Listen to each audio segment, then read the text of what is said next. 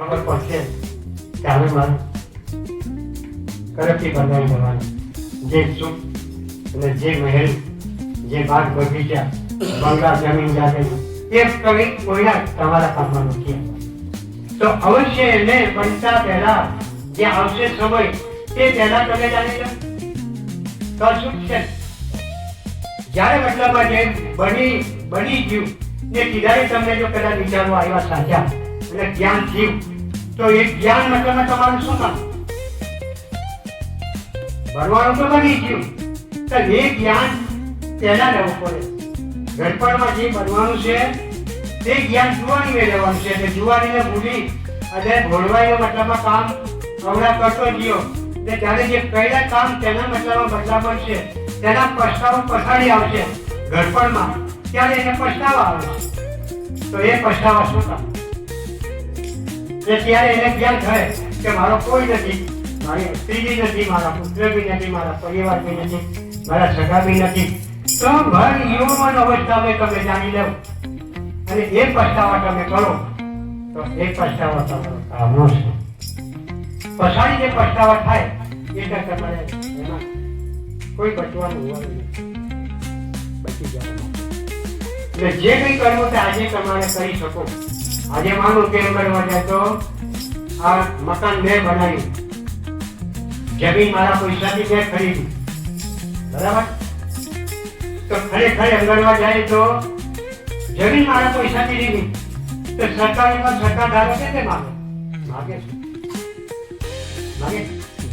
મકાન તો મેં મારા ઘરના પૈસે બનાવ્યું, જે કે ખાંડલા ઠુંગી લાવેલું, મતલબમાં 50 તારીખા ધાબુ ગયું તો ઘર વડા ગ્રામ પંચાયતમાં કેમ મળવાના? શરીર આ પરમાત્માએ બનાવ્યું છે. આ શરીર પરમાત્માએ બનાવ્યું પંચભૂતનું. એ શરીરની અંદર પરમાત્મા સાક્ષાત્કાર અંદર રહ્યો છે. પછી તમે ચાલ્યા જાઓ, કઈક મતલબ પર્વતો પર ચડી જાઓ, કાશી જાઓ, મક્કા જાઓ, મદીના જાઓ, કઈ મતલબમાં તીર્થો પર મતલબમાં તમે જઈ અને સ્વરથી પગે લાગો, મૂર્તિને એમ નમાવો મળું. ગજાને પૈયા હોય તો 10 રૂપિયા કાઢો, 100 રૂપિયા તમે કાઢી નથી મૂકતા. તે એ સ્વરથી તમે ત્યાં તીર્થો કરવા જાય તો તમારા સામે થવાનું દર્શન આપે. એટલે કે જૂઠા છે તીરથ, જૂઠા છે નદીના પાણી, અને જૂઠા છે તમારા વ્રત, અને જૂઠા છે તમારા પૂજન. ચીરા ટપકા તમારા કરો કપાળે કશું કામ ના આવે. કેમ કે જેને તમે જોવા માટે જે કંઈ કરે છે તે પરમાત્મા તો પોતાની કરે અંદર બેઠો છે. તે પરમાત્મા પોતાની પાસે અંદર બેઠો છે. જે બહાર છે તે જ અંદર છે. તો તેને તમે ઓળખવા માટે તમારું શરીર ગંદુ છે એને સાફ કરો. શરીર તમારું એનું છે એને તમે સફા કરો. આપણો જે પોતાનો આત્મા છે એ આત્મા માયાના ચક્કરમાં ભેડાઈ ગયો. એટલે માયાના બધા સાથીદારો છે, કામ કરો તો બધો મોહ, આશા, તૃષ્ણા, ચિંતા, ફિકર, ઈર્ષા, અધિકાર, શબ્દ, સ્વરૂપ, રૂપ, રસ અને ગંધ. તો એની અંદર મતલબ પછી પ્રકૃતિ, 5 તત્વો, 5 મહાભૂતો, આ શરીર બીજું ભરેલું એક ઢોકળું છે, તેમાં પરમાત્મા અંદર બિરાજમાન છે. જો પરમાત્મા નહીં હોય તો ખાધેલું પચન કોણ કરે? એટલું કે જયારે આપણે વિચાર તો કરવા જોઈએ. ચૂલા પર દેવતા ના વાળે તે ચૂલા પર મૂકેલી રસોઈ કે ગમે તે અને કરેલી મૂકેલીમાં રોટલો તો નીચે દેવતા બળતી વખતે કરેલીમાં રોટલો હેકાય ને. તો એને ભોગવા માટે બહાર જવાની કાં જરૂર છે? તમે પોતાની કરી તમે જોઈ લેવ અને પોતાની પાસે બેઠો છે, જોયા કરતો છે, તમે શું કરતા છે, તમે શું ધર્મથી ચાલતા છે એ બધું જોઈ લે. क्या क्या मुझे क्या ढूंढे बंदा मैं तेरी पास हूँ, कर ले तू याद दिल से मैं हटा में सही. તમે ઉપર જોવો કે ઉપર જો ત્યાં સંતો એને જોઈને કીધું કે ભૂમિ, આકાશ, સાગર, પહાડ, વન में उसकी सभी भुवन में साया समाये हुए. પવન એવું નહીં માનતા કે પંખો ચાલે પવન હવા લાગે ના, પવન આખા બ્રહ્માંડમાં પવન તો મતલબ પરિપૂર્ણ ભરેલો છે. બટન દબાવ એટલી જ વાત છે. એટલે મનરૂપી બટન તમે દબાવતા નથી એટલે પવન તમને લાગે ના. એટલે પરમાત્મા એમ ગણવા સાક્ષાત્કાર આપણા પોતાની કરે છે, પણ સાચી રીતના તમે સેવા કરો. ભગવાને તમે માનો કે તમે હાજે એમ કરવા જાય છો, કોઈ મહેમાન આવ્યા 5, ત્યારે એમ કરવા જાય છો ઘણા દિવસે મહેમાન આવ્યા, તો એના માટે પકવાન બનાવી દેવું, સારામાં સારી રસોઈ બનાવી દેવું, અને એમ કરવા જાય તો ભગવાનના માટે તમે કેળા લાવો. તમારા કોઈ વચમાં સગા સંબંધી આવે એના માટે કેળા લાવી ખવડાવો. અહીં જાણવા જેવી હું એક વાત મૂકું છું. એમને હું જોઉં છે, હું તો સહનથી કરું છું, કોઈ દાડો બોલ્યો નથી, પણ મને કઈ આવી જાય એવું ચિરાય મતલબમાં તમારો અંદર ત્યાં કરેલું બાર પાડે કે ભગવાને તમે અંદરના કેળા લાવી ખવડાવો, અને ભગવાનને કેળું ખવડાવવાનું ભાવથી કોને ખવડાવવાનું બીજું વગર. પણ તેમાં ભાવ હતો, તમારી પાસે ભાવ હતો, ચાલો ને મંદિરે જામ કે કેળાનું પીલો લઈ જામ, એટલે મૂકી દીધું.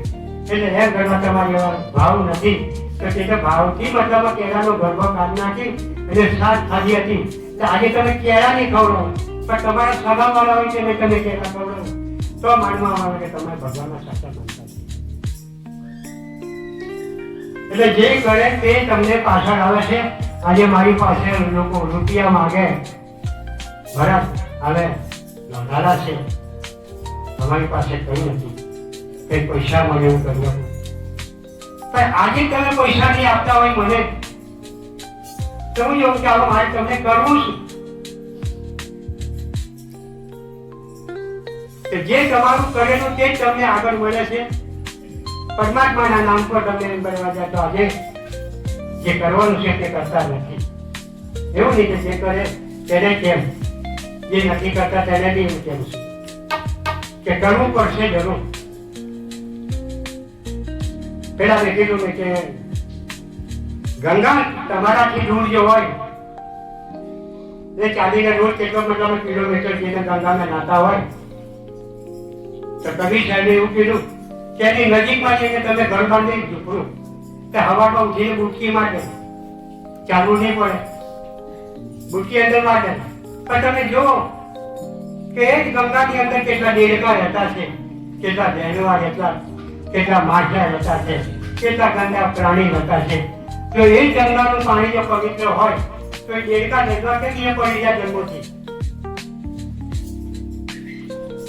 કે તમારા અંદર કઈ ગંગા છે તે ગંગામાં તમે નાહો, અને તે ગંગા ગુરુ બતાવે તેમાં તમે રાત્રે 12 વાગ્યા પછી એનો સવાર ગીરી જાય ત્યારે એ અંદર વાગ્યા તો ડાબી ગંગા છે અને જમણી જમના છે. એ સીધી ઉપર મતલબમાં પરમાત્માના દિવ્ય ધામ પરથી પ્રગટ થઈને ત્યાંથી પાછી નીચે ઉતરે છે. તો રાત્રે 12 વાગ્યા પછી તમે એ સમયમાં તમે બેસી અને એ ગંગામાં તમે થોડી વાર સ્નાન કરો તો તમારું શરીર શુદ્ધ બને. રાત્રે 12 વાગ્યા પછી આનું સમય ખીલી જાય. એટલે કે આ ગંગા અને જમના, ઈગલા અને પિંગલા અને સુષ્મણા, આ 5 નાડીનો જ્યાં સંગમ થાય ત્યાં ત્રિકુટીના ઘાટની ઉપર તમે જો પ્રગટ એનું દિવ્ય રૂપ જવાતા માની.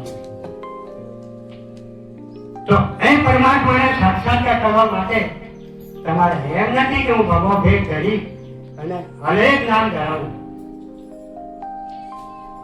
અનેક 12 નામ ધરાવીને લોકોનો મતલબ મૂકીને ખામ અને જોડીઓ ભરી દે. એ નથી, અનેક તો તારી અંદર બેઠો છે, તે અનેકનું નામ તારે લેવાની જરૂર નથી. અનેક જગાવું હોય તો અંદર જગાવ. ત્યારે એમ કરવા જતા બધા તિરોટો કરવા, વરતો કરવા, ઉપવાસો કરવા, નેમ કરવા, એ તો સંસારના એક નિયમિત કર્મ છે. સ્ત્રીઓ છોકરીઓના નિયમિત કર્મ છે. એ કર્મ આપણે કરવાના જ છે, પણ એનાથી આપણને કઈ મુક્તિ મળે, કઈ ધામ મળે, કઈ આપણે સુખ છીએ, જન્મ નથી છૂટી છીએ, એ તમે આશા નહીં રાખતા. કેમ કે જે છે તે અંદર છે. પત્ની પોતાના મતલબમાં એમ કરવા જાય તો ઉપર ત્રિગુણ કરે છે. એ ત્રિગુણ કોનું કરે?